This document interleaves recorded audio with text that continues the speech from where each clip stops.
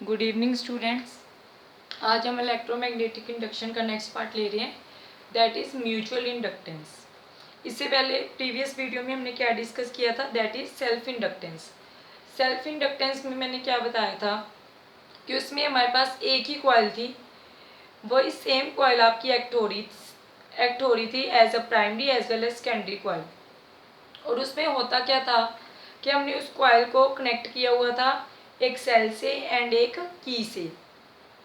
जब हम की को ऑफ करते थे तब क्या होता था, आपके पास करंट इंक्रीज होता था। बट मैंने क्या बताया था कि करंट एकदम से इंक्रीज नहीं होगा, उसको कुछ टाइम लगेगा इंक्रीज होने में।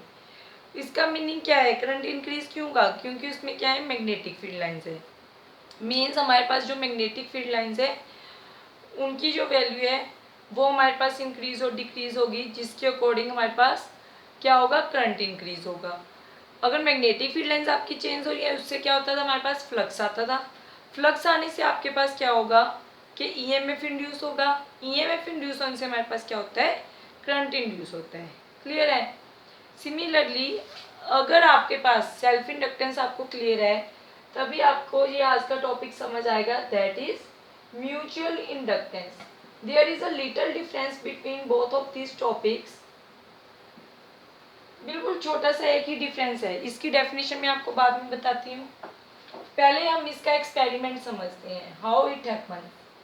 देखिए इसमें क्या है, हमारे पास यहाँ पे आपके पास एक कॉइल है, this is your cell, here is your tapping key. Clear है। सिमिलरली आपके पास क्या है, this is your second cell. Again इसको आपने किसके साथ अटैच किया, it is connected with galvanometer. This is your cell, this is your tapping key. Let this coil is primary coil P1 P2. This is your secondary coil S1 S2. First of all I have to check clarity कि diagram आपका clear है और note. देखिए आपके पास क्या है, now it is visible to all. ठीक है। अब देखिए उसमें क्या होता था, उसमें हमारे पास सिर्फ यही एक कॉइल होता था सेल्फ इंडक्टेंस में। जब मैं इसको बंद कर रही थी, की को ऑफ कर रही थी, तब मेरा सर्किट कंप्लीट हो रहा था और इसमें से करंट फ्लो होता था। करंट फ्लो इनसे क्या है, एकदम से इंक्रीज नहीं हो रहा था, एकदम से इंक्रीज नहीं होता, धीरे धीरे इंक्रीज हो रहा है। मीन्स मैग्नेटिक फील्ड लाइंस है जो, उनकी वैल्यू धीरे धीरे इंक्रीज हो रही है। जैसे मेरे पास मैग्नेटिक फील्ड लाइंस इंक्रीज हो रही थी, उससे क्या होता है, फ्लक्स चेंज होता है। फ्लक्स चेंज होने से मेरे पास क्या आता था, ईएमएफ इंड्यूस हो रहा था, जिसके कारण हमारे पास क्या आता था, करंट आता था। सिमिलरली जब मैं इसको ओपन अप कर देती थी इस की को, तो क्या होता था, सर्किट इनकम्प्लीट हो गया, करंट ने डिक्रीज होना स्टार्ट किया। ऐसा तो है नहीं कि वो एकदम से जीरो हो जाएगा, धीरे धीरे करंट डिक्रीज हो रहा था, मैग्नेटिक फील्ड लाइंस चेंज हो रही हैं, अगेन हमारे पास फ्लक्स चेंज हो रहा है, फ्लक्स चेंज होने से अगेन ईएमएफ इंड्यूस हो रहा था, देन करंट आता था। अब इस केस में क्या है, बिकॉज वहां पे क्या था, सेल्फ इंडक्टेंस, एक ही कॉइल था जो अपने आप इंड्यूस कर रहा था ईएमएफ और करंट को। म्यूचुअल इंडक्टेंस के एक के कारण दूसरे में इंडक्शन आएगी, आपके पास एक के कारण दूसरे में ईएमएफ प्रोड्यूस होगा। अब देखिए जो हमने सोलिनॉइड टोरॉइड पहले मैग्नेटिज्म चैप्टर में डिस्कस किए थे, उसमें क्या होता था, let I have a solenoid, ये मेरे पास एक सोलिनॉइड है, इसमें जो मैग्नेटिक फील्ड लाइंस होती थी वो हमने क्या बोला था, that they are parallel to each other, यही था ना। अब ऐसा तो है नहीं, जो ये वाली मैग्नेटिक फील्ड लाइंस है, लेकिन ये सर्कल कंप्लीट करके वापस भी तो आती होंगी। सिमिलरली ये भी अपना सर्किट ऐसे कंप्लीट कर रही है, अगर ये इस तरीके से जा रही है तो इसका सर्कल ऐसे कंप्लीट होगा। सिमिलरली अगर इस मैग्नेटिक फील्ड लाइन की डायरेक्शन ये है, तो यहाँ पे ये सर्कल इस तरह से कंप्लीट करेगी। अब ये हमारे पास एक कॉइल होगी, ठीक है। अब मैंने क्या किया, यहाँ पे दूसरी कॉइल को प्लेस कर रखा है। मीन्स जहाँ पे मेरी अगर ये दूसरी कॉइल है, तो अब क्या होगा, जो ये मैग्नेटिक फील्ड लाइन मेरी यहाँ से पास हो रही हैं, वो इसमें से भी तो जा रही हैं। अब जब मैग्नेटिक फील्ड लाइन यहाँ से यहाँ जाएगी, तब इसके कारण क्या होगा, फ्लक्स लिंक होगा। फ्लक्स आने से क्या होगा, सेकेंडरी में ईएमएफ इंड्यूस होगा, ईएमएफ इंड्यूस होने से मेरे पास क्या होगा, करंट इंड्यूस होगा। ठीक है। अब वही चीज़ यहाँ पे है, अब यहाँ पे मैं एक मैग्नेटिक फील्ड लाइन बना रही हूँ, I make one magnetic field only, one magnetic field line. Clear है? यहाँ से भी मैग्नेटिक फील्ड लाइन गई, तो जो ये मैग्नेटिक फील्ड लाइन है, देखिए अब इसमें होगा कैसे। मैंने जब इस की को, टैपिंग की को ऑफ किया, सर्किट मेरा कंप्लीट हो गया। सर्किट कंप्लीट होने से यहाँ से क्या जाएगा, करंट जाएगा। करंट का मीनिंग क्या है कि इसमें से मैग्नेटिक फील्ड लाइंस पास होंगी। मैग्नेटिक फील्ड लाइन जो यहाँ से पास होंगी वो यहाँ से पास होंगी। इसके करंट के कारण इसमें क्या होगा, फ्लक्स चेंज होगा। मैग्नेटिक फील्ड लाइन से क्या होगा, फ्लक्स चेंज होगा। जब यहाँ पे मेरे पास फ्लक्स चेंज हुआ, उससे क्या होगा, मेरे पास इसमें ईएमएफ इंड्यूस होगा। ईएमएफ इंड्यूस होने से इसमें क्या आएगा, करंट इंड्यूस होगा। क्लियर है ये वर्क कैसे कर रहा है? अब देखिए हमारे पास जो म्यूचुअल इंडक्टेंस है वो क्या है, it is the property of two coils.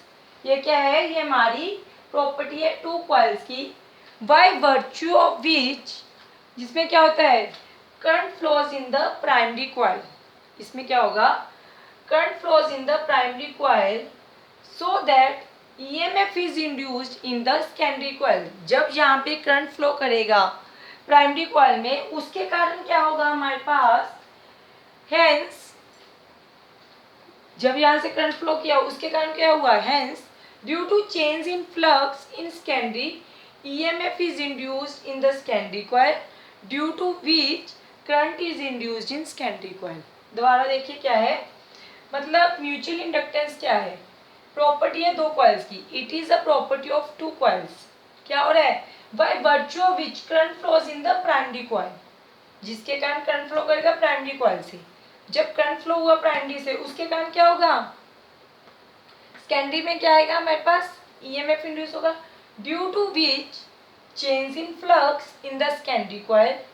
Flux change हुआ उससे क्या हुआ, EMF is induced in the secondary coil and EMF induce होने से current is induced in the secondary coil. That is our mutual inductance.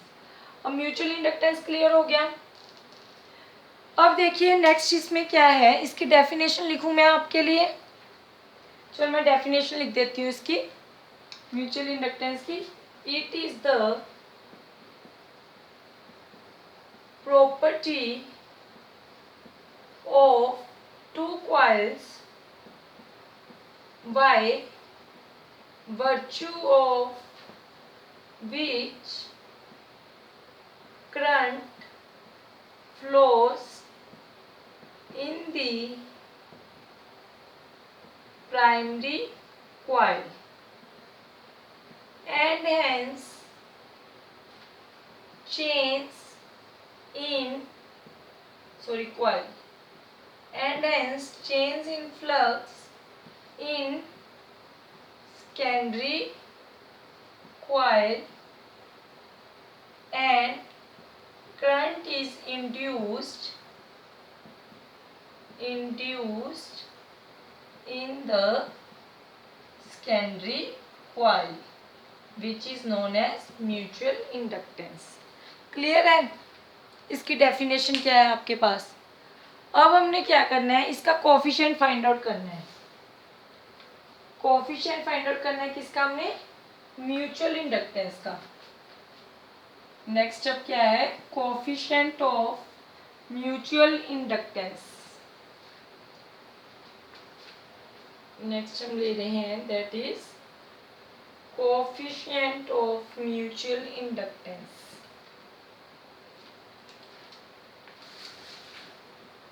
Coefficient of mutual inductance. अब देखिए इसमें क्या है,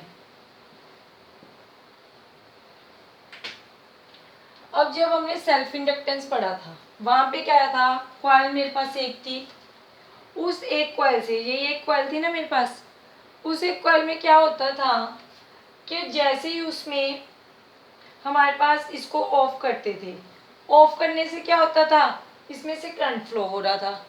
करंट फ्लो होने से क्या हो रहा है, मैग्नेटिक फील्ड लाइंस आ रही हैं। मैग्नेटिक फील्ड लाइंस क्या है, चेंज हो रही हैं, करंट एकदम से तो इंक्रीज होगा नहीं। मैग्नेटिक फील्ड लाइन के आने से क्या होता था, फ्लक्स चेंज होता था, फ्लक्स चेंज होने से ईएमएफ इंड्यूस होता था। मीन्स वहाँ पे क्या हो रहा था, जब फ्लक्स चेंज होता था, जो जो वो फ्लक्स चेंज होता था वो किसके प्रोपोर्शन था कि करंट कितना फ्लो हो रहा है आपका कॉइल में से, ये चीज़ थी ना। इसको बंद किया तो इसमें से करंट कितना गया। करंट आगे डिपेंड कर रहा है मैग्नेटिक फील्ड लाइंस के ऊपर। मैग्नेटिक फील्ड लाइंस के कारण क्या होगा, फ्लक्स चेंज। फ्लक्स चेंज के कारण क्या आएगा, ईएमएफ इंड्यूस होगा। ईएमएफ इंड्यूस होने से आपके पास करंट आएगा। वहां पे फाई डायरेक्टली प्रोपोर्शनल है आई के। देन हम क्या कर रहे थे, phi is equal to L I, constant of proportionality को हटा के हम क्या लिख रहे थे वहां पे, एल आई। एल क्या है यहाँ पे, constant of proportionality and it is known as self inductance. But इस केस में क्या हो रहा है, यहाँ पे आपके पास 2 कॉइल्स हैं। अब जब इसको आपने ऑफ किया तब इसमें से करंट गया। जब इसमें से करंट फ्लो होना स्टार्ट हुआ उसके कारण क्या हुआ, मैग्नेटिक फील्ड लाइन आई। मैग्नेटिक फील्ड लाइन यहाँ से भी क्रॉस हो रही है। जो मैग्नेटिक फील्ड लाइन यहाँ से क्रॉस हो रही है उसके कारण इसमें फ्लक्स चेंज हुआ, करंट इसमें फ्लो हुआ। फ्लक्स चेंज किस में हुआ, सेकेंडरी में। तो यहाँ से जो ये वाली इक्वेशन है वो क्या बनेगी, फ्लक्स चेंज सेकेंडरी का हो रहा है कब, जब प्राइमरी कॉइल से क्या जा रहा है, करंट जा रहा है। अगेन आपके पास कांस्टेंट ऑफ प्रोपोर्शनलिटी को हटाएंगे आप, और एक कांस्टेंट लगता है, यहाँ पे हम कांस्टेंट लगा रहे हैं एम। एम क्या है यहाँ पे, mutual inductance, where M is a constant of proportionality, constant of proportionality known as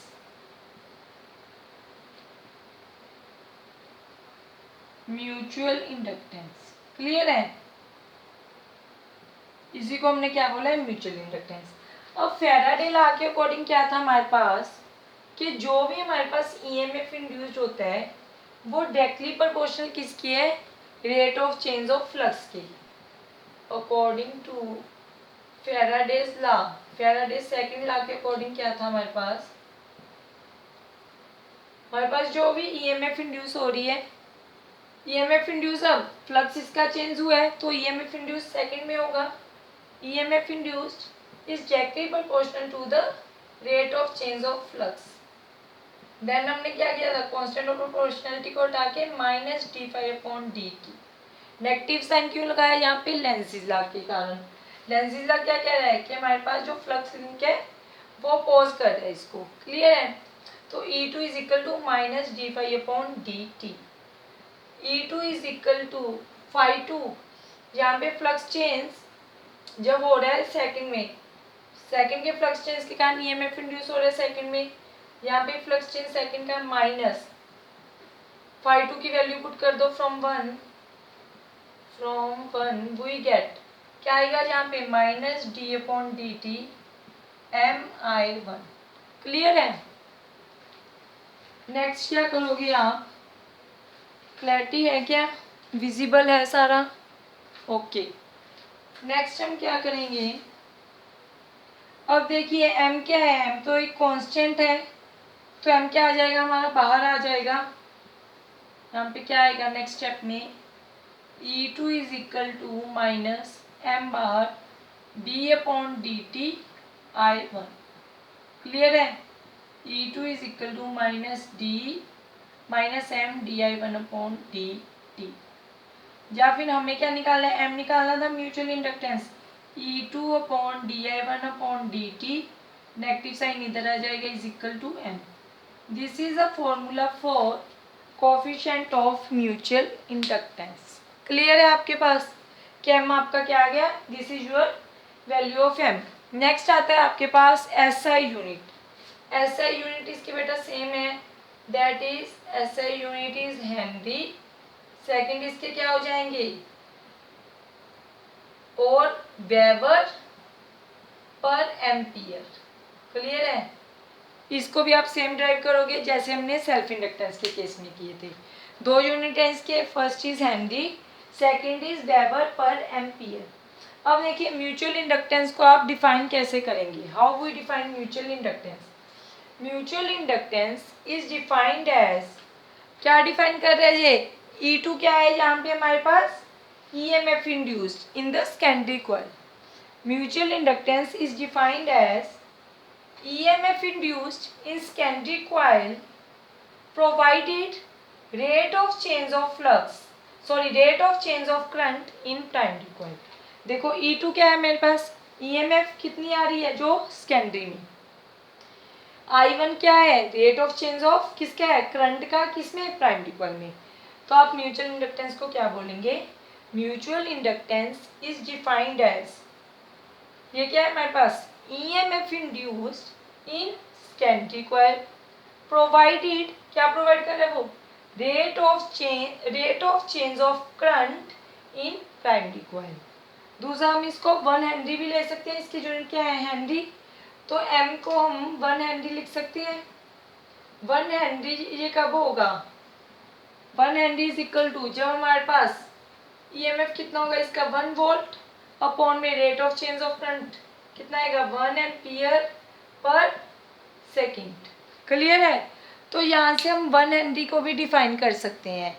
1 henry को आप कैसे डिफाइन करोगे, mutual inductance is said to be, same है, mutual inductance is said to be 1 henry if EMF produced in secondary coil, EMF secondary में आ रहा है, EMF induced in secondary coil is 1 volt when rate of change of current is 1 ampere per second. Clear है। 1 henry को कैसे define करोगे, mutual inductance is said to be 1 henry if EMF of 1 volt is induced in secondary coil when rate of change of current is 1 ampere per second in primary coil। Clear है what is mutual inductance and how we can find out coefficient of mutual inductance। then इसके ऐसा unit Henry और weber ampere, वहाँ से हम define करेंगे पहले mutual inductance को, देन हम डिफाइन कर सकते हैं 1 हेनरी को, इसकी यूनिट पुट करके, that is 1 volt upon 1 ampere per second. Okay, thank you.